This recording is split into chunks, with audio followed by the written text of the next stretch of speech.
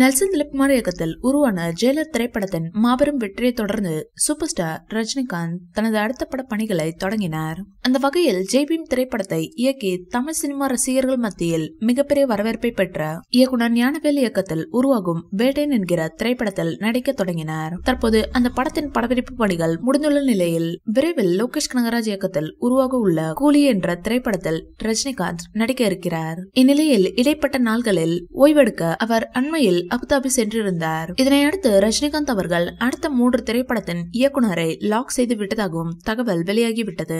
தலைவர் 172 படத்தை சங்கர் அவர்கள் எடுக்க உள்ளாராம். அந்த கதை பாகுபலி போன்ற கதையாகும். அடுத்ததாக தலைவர் 173 படத்தை இயக்குனர் AR முருகதாஸ் இவர் தலைவருக்காக ரொம்ப நாள் கதை எழுதிட்டு இருக்கிறாராம்.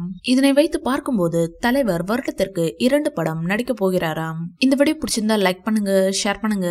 மேலும் ரஜினி சார் பற்றிய தகவல்களுக்கு இந்த சேனலை சப்ஸ்கிரைப் பண்ணுங்க.